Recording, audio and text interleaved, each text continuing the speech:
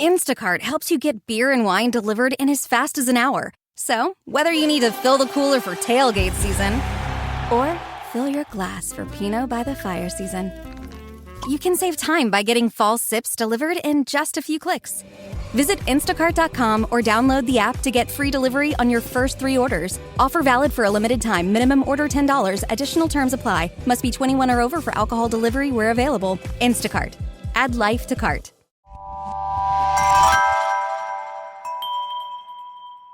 Slow Burn Media, an evergreen podcast, presents Who Killed, a podcast that provides a voice for the voiceless.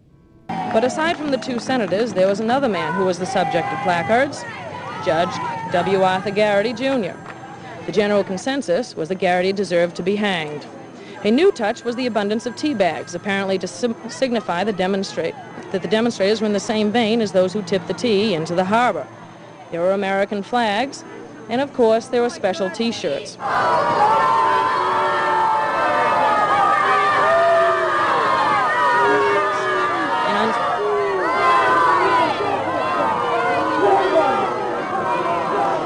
He knew he was in hostile territory, but never before had a Kennedy been met with such a reception in Boston. He was booed. The crowd would not calm down. They shouted at him. Some said, "Kill him." Even the speakers could not calm the crowd. The audience made the gesture of turning their backs on Kennedy. His attempt to speak failing, he left the platform. The crowd surged towards this once favorite son. It was a strange crowd to surround a Kennedy. As he walked towards the federal building, tomatoes and newspapers started flying, and the nonviolence stopped.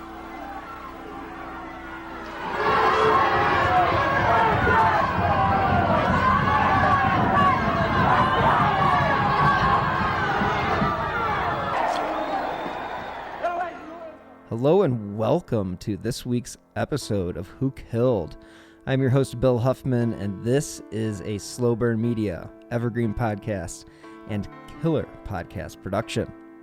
I'm very lucky to be joined this week by author Jan Brogan, who has a new book. Welcome to the show. Thank you very much. Thanks for having me on. What is it that we're here to talk about? This is an interesting case, and I know that you're a novelist and a author, and this book is very interesting, and the case that we're here to talk about, it's very intriguing, and it goes back about 40 plus years. Yeah. Give us a little background on what we're talking about today. So I'm a journalist by training. I also write fiction, and I wrote 4 murder mysteries. What I kept saying was I knew I could write a story. I felt like I got story structure down, and I kept saying I'm looking for a story that needs to be told. And I said that to enough people that I eventually got guided to this story, and this is a story that really does need to be told. It's a story, 1976, the Harvard football team, as was its custom, as was its Harvard ritual, went to Boston, the combat zone, which is Boston's old red light district, and 2 of its football players wound up getting stabbed, one fatally. Why this story needs to be told is because it's been mistold so many times.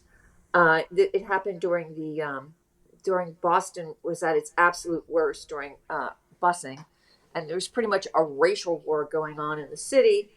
And this is 3 black men were charged equally with murder in the first degree of Andrew Puopolo, who was a white kid originally from a poor Italian neighborhood, North End. And he would be portrayed first as a Harvard privilege, which he wasn't, he was working class, then as having to do with busing in the neighborhoods, which he had nothing to do with. It was important to clear up his name and the misconceptions about this case, but it was also important in another way because it changed criminal justice. Up until this case, if the defendant was black, the lawyers would get rid of all the potential black jurors, and they were allowed to do that without giving a reason. If it was a woman who was raped, they could get rid of all the women on the jury and not give a reason.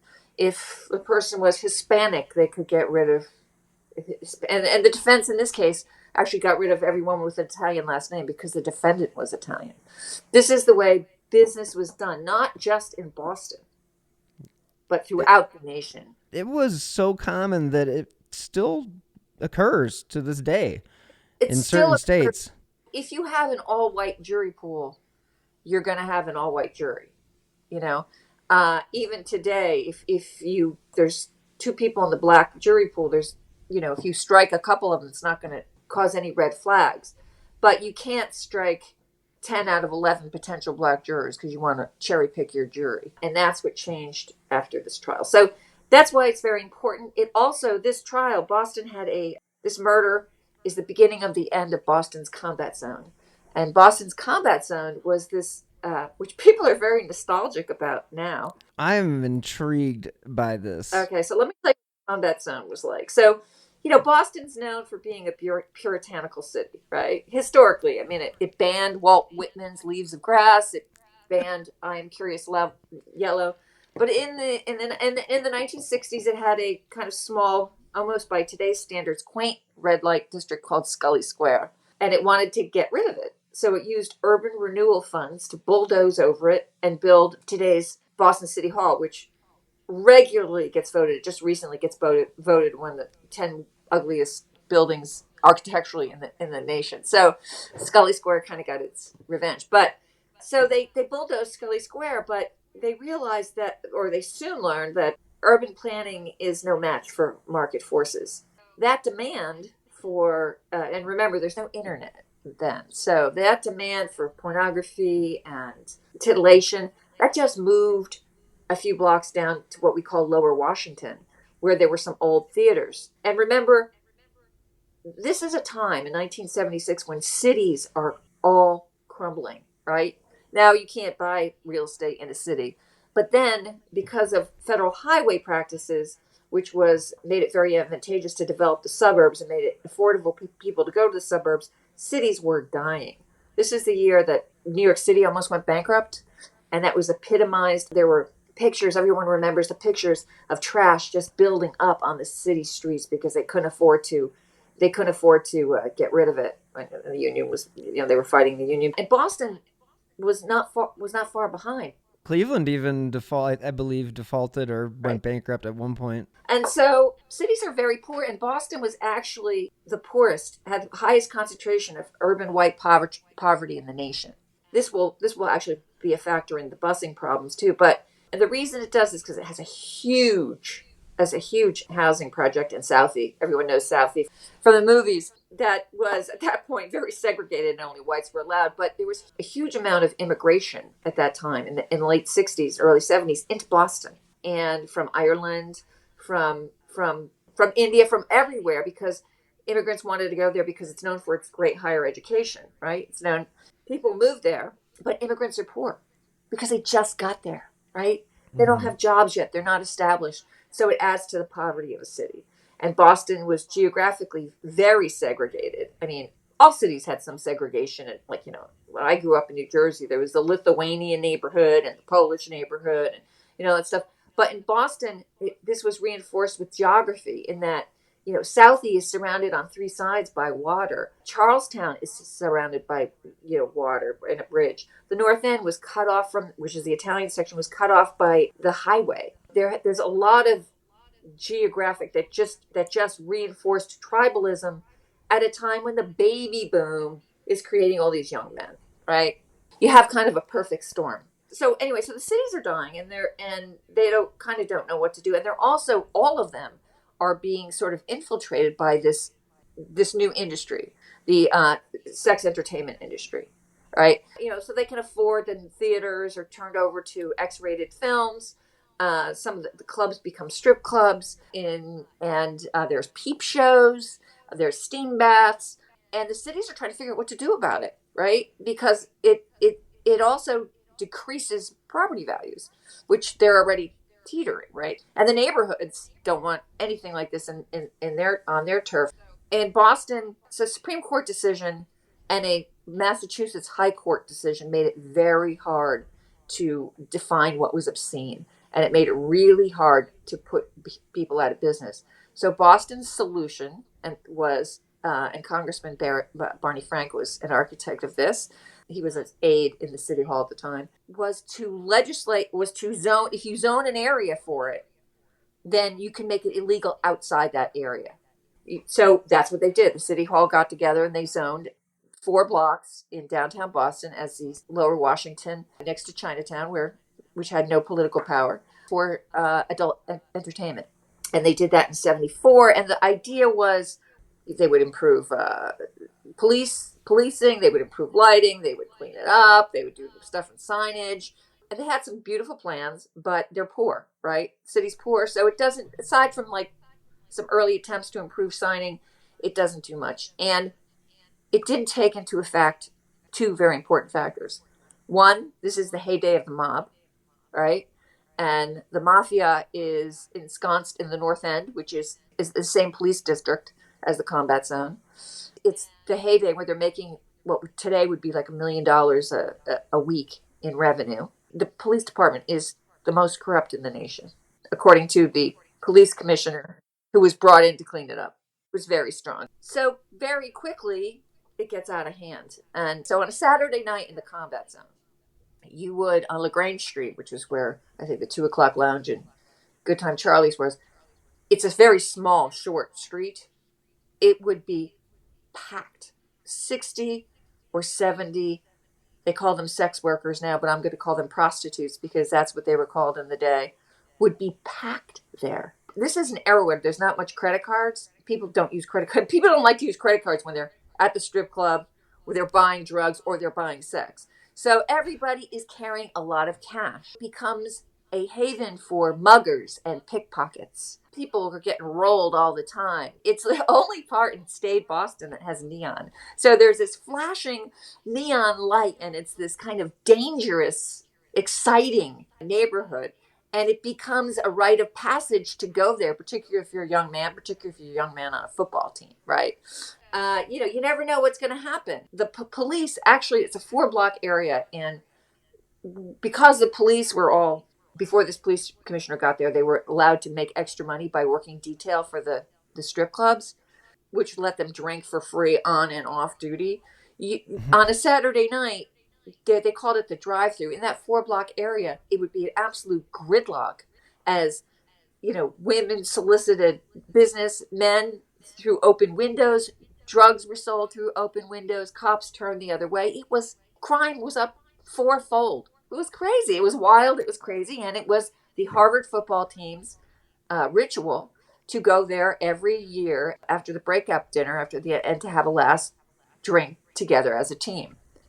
Now, in fairness to Harvard, it wasn't just Harvard. I have a friend who played for Boston College. He said they did it too. Someone told me Northeastern, all the football teams did it. And at BC, they called it Force Night. And the idea was you went there in force, which kind of made you safer. This particular night did not make anybody any safer. They all went. They leave the Harvard Club. They have a banquet at the Harvard Club. Okay. Ethel Kennedy flies in to give an award in the name of her husband. It's very Tony. And at the end, upwards of 40 football players go to the combat zone for a last drink together as a team. And they have a private room at the Naked Eye, which is a very popular strip club, best known for its all-college girl review.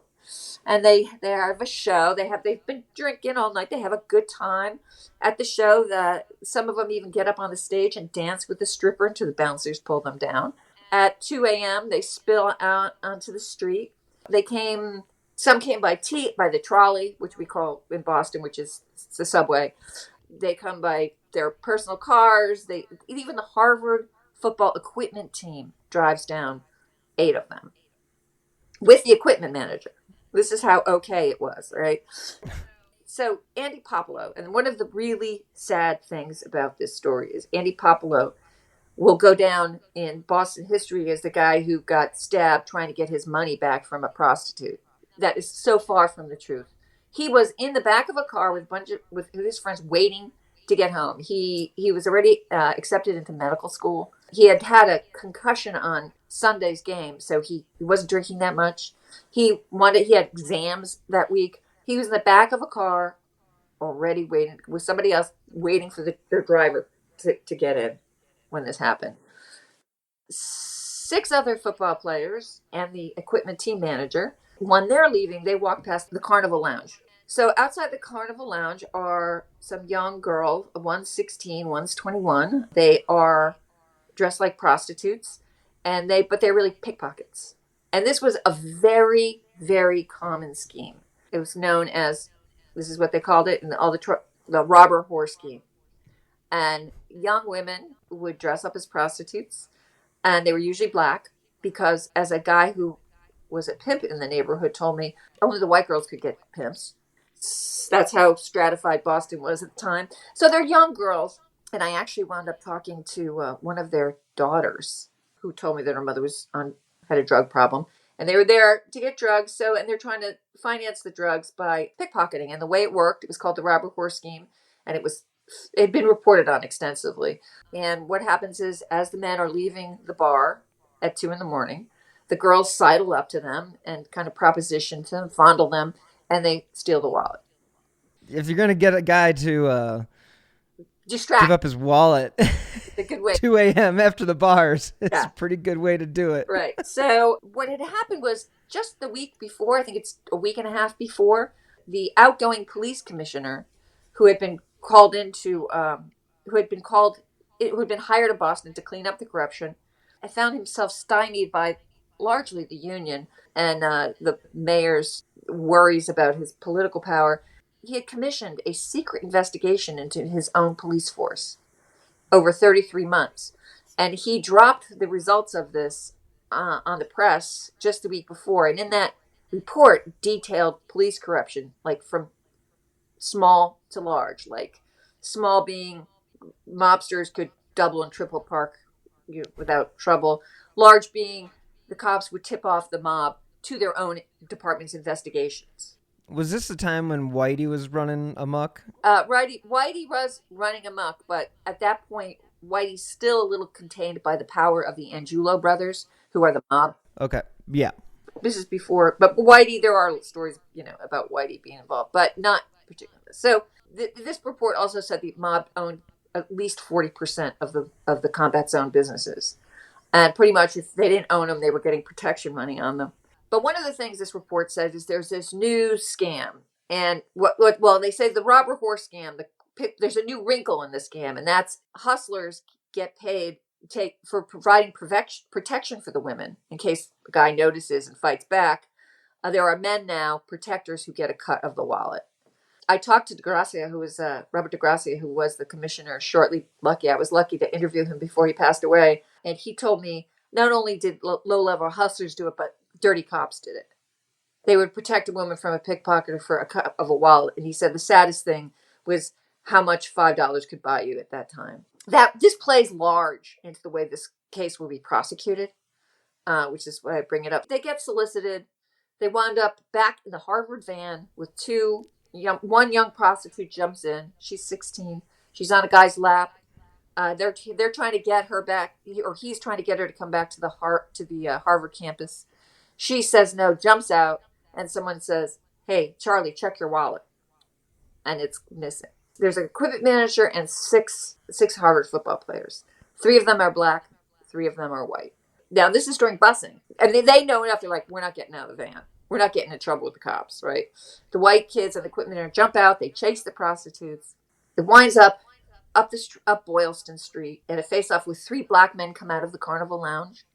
One of them kicks one of the Harvard football players to the ground. Kid got more Harvard football players on the street get involved.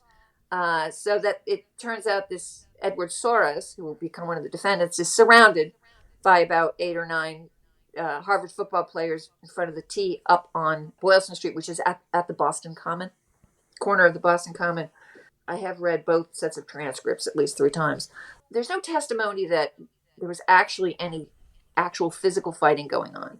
Edward Soros, who is drunk by his own admission, by his own testimony, deliberately drunk because he's about to take a long bus ride to New York, is doing these kind of karate chop things and, kung fu. The Harvard football player, Tom Lincoln, says, "He doesn't have the wallet. Let's go." But they're all laughing at this guy. And I think that might have been the crucial error.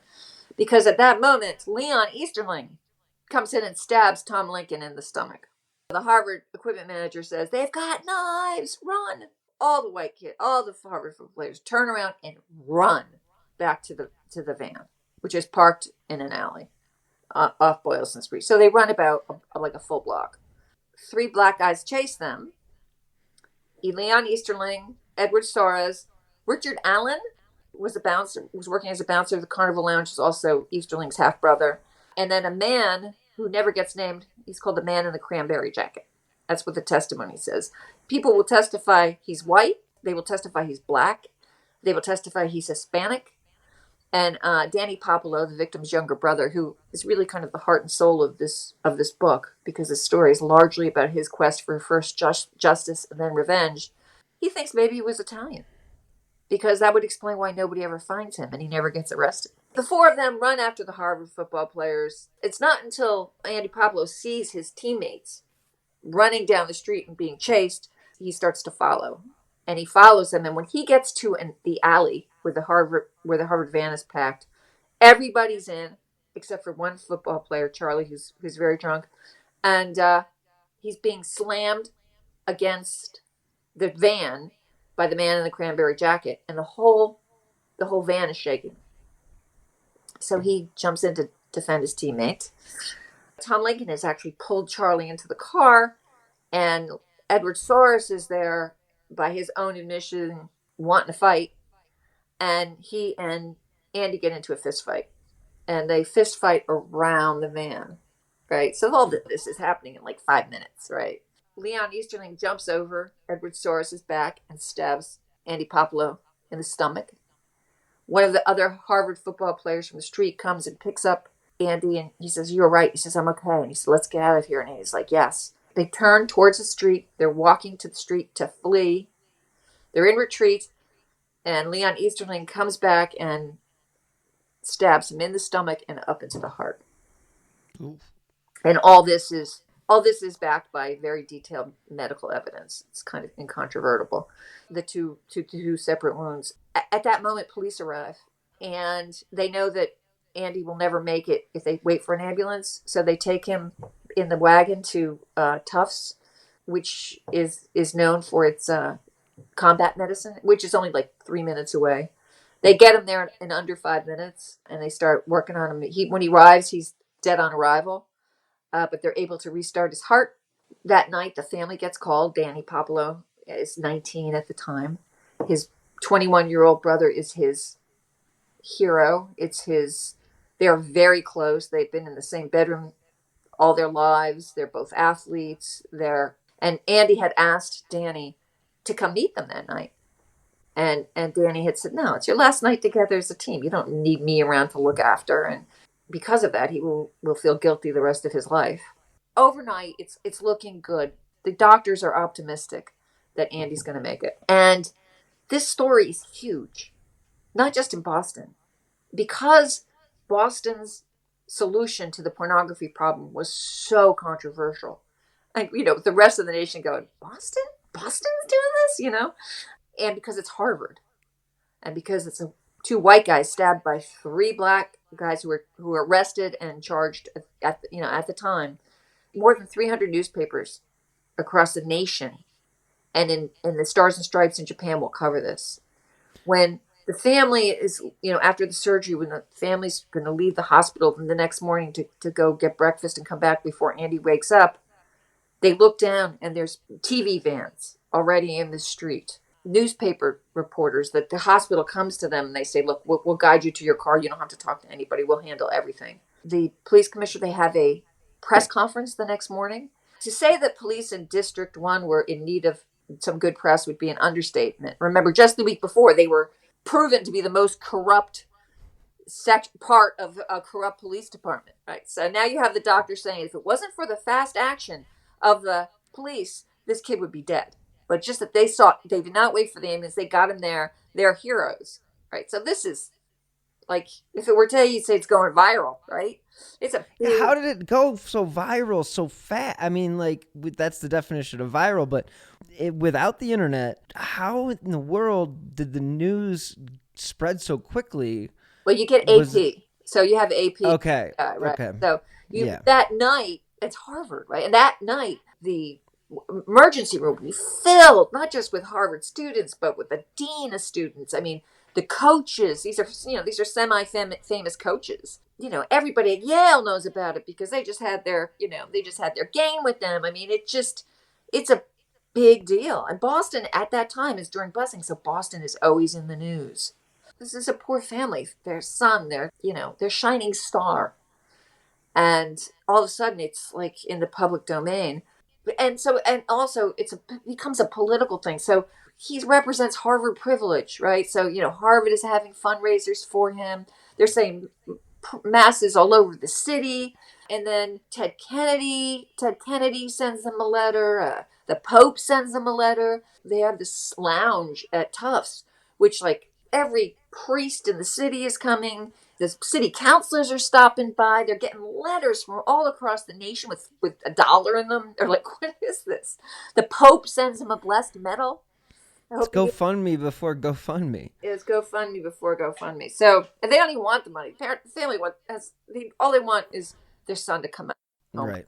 And they were told it was a miracle that he lived, and they believe in miracles. They have psychics who decide to come tell them he's going to come out of his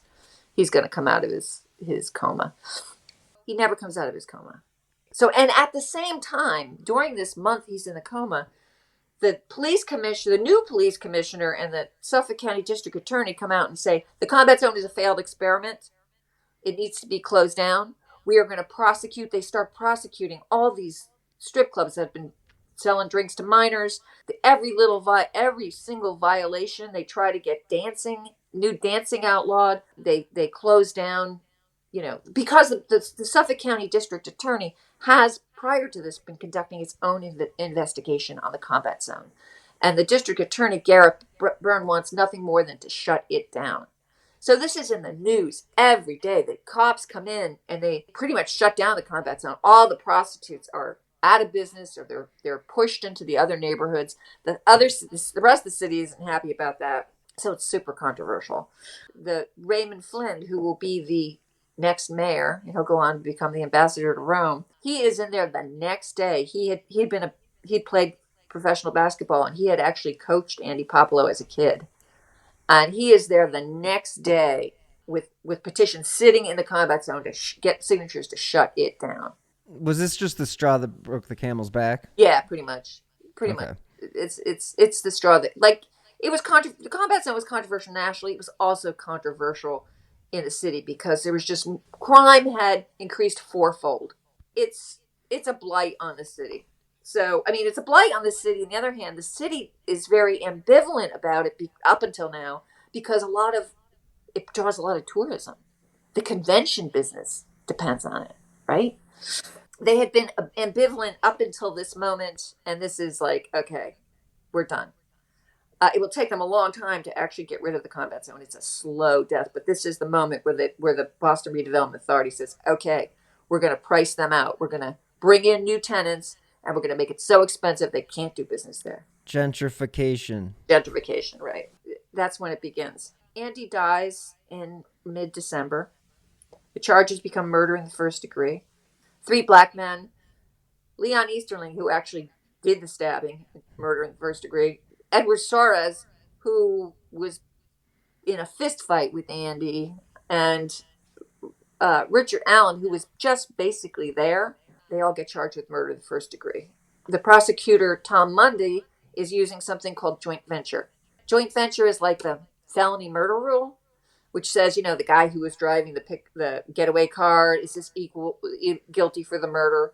So they're saying that because Edward Soares and Richard Allen were up at that first fight where Leon Easterling stabbed Tom Lincoln, they knew he had a knife and they knew he would use it. When they follow, and there's, testimony saying they're going, I'm going to get you, you white motherfuckers, there's all sorts of testimony to that. When they follow them back to that, then they become the aggressors, and they know he has a fight, that knife, he'll use it. That makes them equally guilty. That's very unusual to apply joint venture to a, spontaneous brawl. But they're also saying, and this is where the whole Robert Horr thing comes in. They're saying that those three men were working as paid protectors for the prostitute. Okay. And that makes it a conspiracy. So he's arguing joint venture in two different ways. And the truth was, Richard Allen was a hustler. Leonese, they were hustlers. They were hustlers in the combat zone. Edward Suarez actually sold jewelry. So he's kind of the outlier. But they charge them all three equally. And this is December of 1976. In March in 1977, they try this case. That's 3 months later. That never. No. 3 months later. And, I mean, we know what's going on in the justice system right now, and we all know what the idea of getting a trial off in 3 months is, what we've heard is borderline ridiculous. And to think that these guys would have enough time to mount a defense, or, it always brings me back to the guy in the cranberry jacket.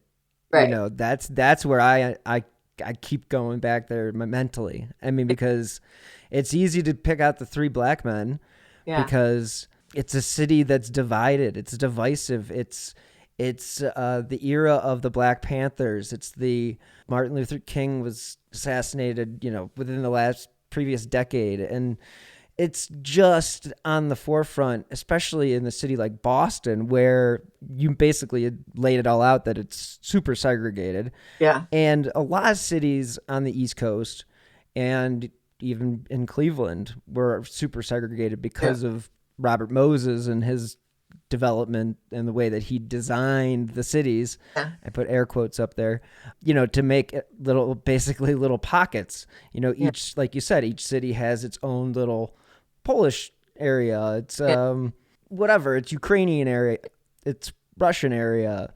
And Boston, it seems like obviously the Irish, the Italians, and if the Italians, and this is just me going off of what we're talking about, I think it totally rings true with what you said earlier about how that's why he was never caught. Yeah. Is that he was Italian and that he had strings that he could pull.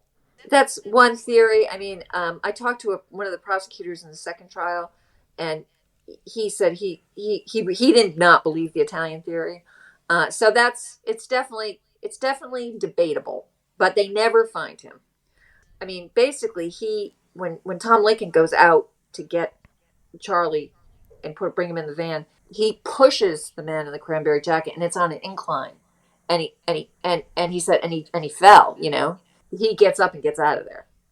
Who knows? But anyway, so this is also during busing, right? So they're going to try to impanel a objective jury 3 months after the murder, while the combat zone is still in the headlines every night.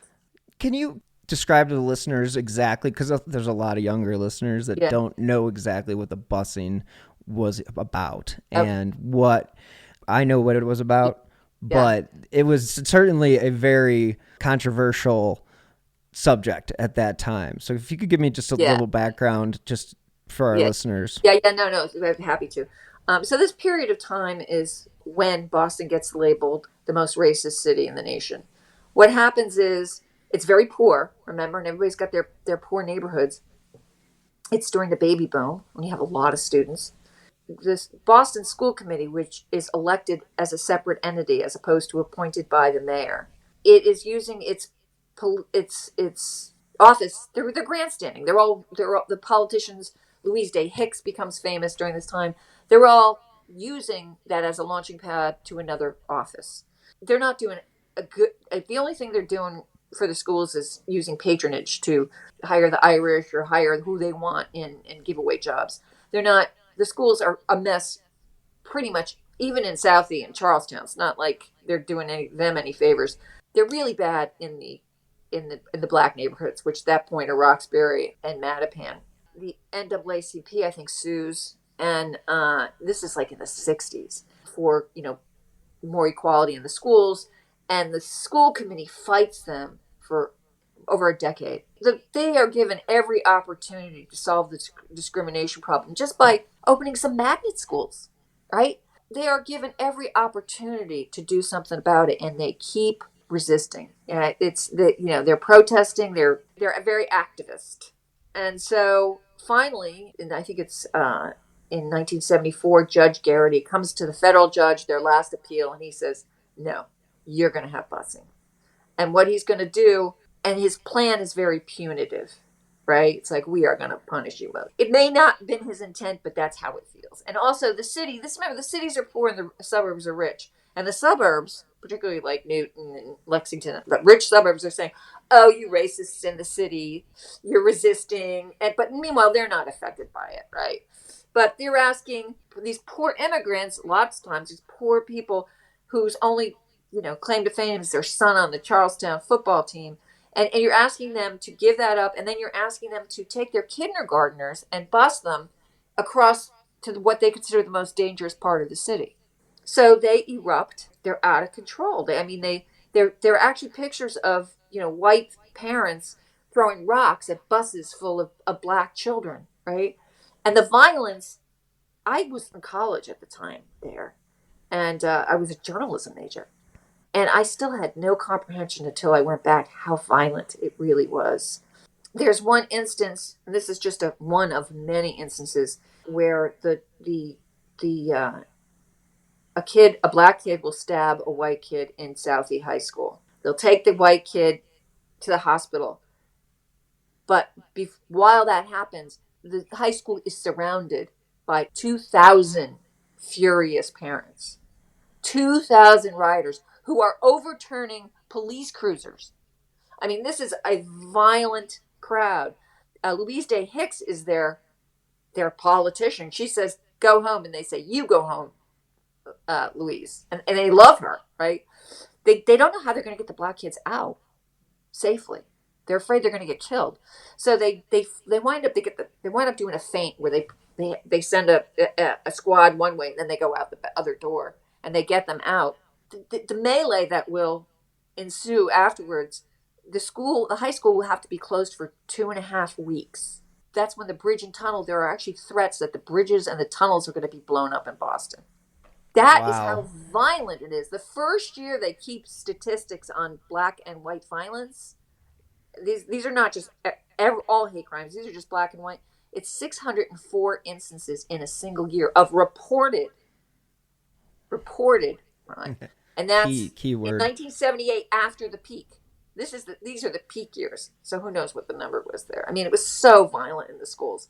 That explains my question from earlier about how quickly and why the national media was so on this. And it really does, explaining the busing really makes a difference. Because I do remember seeing videos and pictures of just anger, right, of rock throwing and just absolute debauchery. I mean, right, like you said, rioting, basically. And so the white neighborhoods from where this jury will largely be picked, they're in as the black defense attorney for Richard Allen, Henry Owen, who is the preeminent black attorney then, and he's still actually practicing. He said that the city was the whites were in no mood to consider the, constitutional rights of black defendants, right? And they're angry for good reason. The whole thing was handled badly. And so, takes them, I think almost 2 weeks to impanel a jury. They have to go through 186 potential jurors. And when you read the jury empanelment, there'll be people who are questioned, in the voir dire, and the judge will say, well, now, you're white, the defendants are black. Do you think you can put aside your feelings about race to be fair to them? And they'll just go, no, really, I can't do it, Maybe they were trying to get out of jury duty, but at least they were being honest. I guess. Honest. I mean, I guess if there's anything there, that's right. So, and also the jury in those days was because people had to serve a month. There were a ton of exemptions. So the only people on the jury were retirees or people just out of school, or someone who didn't have to work. So it's very small. Or union members because they got compensated by their contract. Those are the only people who would be on the jury. So you have and there were very few blacks because the population of Boston is maybe at that point it's going from 16 to 18, maybe it's 18%. But the way the jury pool is designed, it's based on voting rolls, voter registration, and at that point, blacks did not register to vote in the same way. So out of 186 potential jurors, I think 13, it's either 12 or 13 of them are black. And Tom Mundy, who is the prosecutor in this case, he's passed away now, but he is a revered prosecutor. He was top then. He goes on to do some very important work later. He is the guy who will try, I don't know if you know, Charles Stewart case, where a white guy accuses a black guy of killing his, So, but he will actually charge the brother. And he's the one that eventually jumped off the bridge. Yeah. Yeah. So, but he will win the first ever prosecutor of the year award. He is, people love him, but he does business as usual. He's got to be under tremendous pressure in this case, because his boss wants the combat zone closed. So he charges all three of them, the black guys, with murder in the first degree. He also feels very strongly with the family. He lives up the street from them. They had moved to Jamaica Plain. Tom Mundy is an athlete. Andy Puopolo is a young athlete. He's also, by all accounts, just was a wonderful kid. And contrary to the rest of the city, he was not a racist. He was in both Boston Latin and Harvard. His black teammates say he was like the first one to cross the line and make friends with blacks. He was always looking out for anybody who he thought was the underdog. And he had my back. So unlike the rest of the city, he was not racist. His name will be caught up in the racism of the city. So what happens is they panel a jury, and Tom Mundy uses his peremptory challenges to strike 12 out of 13. I think it's 12. It might be 11 out of 12 or 12 out of 13 black jurors. Meanwhile, the defense strikes like 17 potential jurors who have Italian last names, right? So that's just the way they're doing business. And that is totally legal at the time. But Henry Owens, the black attorney representing Richard Allen, knows that his client, even though he didn't do anything, he doesn't have a snowball's chance in hell of being acquitted in this case. Partly because of the publicity, partly because the Judge Roy, is known to be the hanging judge. From the very beginning, he's planning the appeal. From the very first day of jury and panel, he's like, "Why are you striking that black juror? I just want to note for the record, this is the second black juror that has been struck without decision," right? And he keeps count, and he will eventually file an appeal. The trial, I think impanelment takes 2 weeks. I think the trial only takes like 6 or 7 days. And it's a very complex case. 3 months to prepare, 2 weeks to impanel a jury, and a 6-day trial. Yeah, 3 days. Well, the defense has the defense is very weak, but I have to say the prosecutor has a very strong case based on the medical evidence alone, particularly against Leon Easterling. Leon Easterling says he did it. He's trying to say he's doing it in defense of Edward Soares. Edward Soares' testimony says I had nothing to, the defendants counter each other. Their testimony is, they contradict each other. Do they all have different lawyers? Yeah, they all have different lawyers. And Henry Owens wants them tried separately, because he knows his client doesn't stand a chance, because the evidence against Easterling is so strong. The jury recesses at noon on a Thursday. They go to deliberations. They're sequestered, but they don't work past like 5 or 6. At 10:20 the next morning, they have a decision, and all three are guilty in the first degree. And that will do it for part 1 of my conversation with author Jan Brogan. You can pick up her book, The Combat Zone, Murder, Race, and Boston's Struggle for Justice, wherever you get your favorite books. We will pick up part 2 in just a few minutes, so check it out. And as you guys know, I drop new episodes every Friday, and I've been doing 2-parters most recently, so I'm going to keep that up for a while, and I hope you've enjoyed them. So again, thanks for listening, and if you want to follow me on Twitter or X, you can do so at BillHuffman3, or on Instagram at SLO, that's SLO _burn media. And again, thanks for listening. If you want to leave a review, you can do so. Otherwise, I will be back with a brand new episode in just a few minutes, and I'll drop a new episode next Friday as well. Thanks again for listening. As always, Until next time, stay healthy and be safe. Hi, podcast listeners. I'm Carol Costello, a former CNN anchor and national correspondent.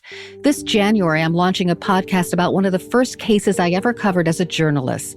It's one that stuck with me all of these years, the one that buried itself under my skin and stayed put. It's a true crime series about an amazing woman named Phyllis Cottle, who defied torture and death and brought a fierce rage to the quest to find her attacker. Carol Costello presents Blind Rage. It's a production of Evergreen Podcasts and signature title of the Killer Podcast Network. Listen and subscribe wherever you get your podcasts. Discover more great true crime and paranormal programming at killerpodcast.com. Women's Running Stories, where we explore the intersection between running and life. Because every woman who is committed to a running journey has a story to tell, and this is where you'll find those stories. I am host and producer Cherie Louise Turner. I'm a 53-year-old runner, and together with original music by musician and runner Cormac O'Regan, we bring these inspirational stories to life. Please join us to fuel your adventures.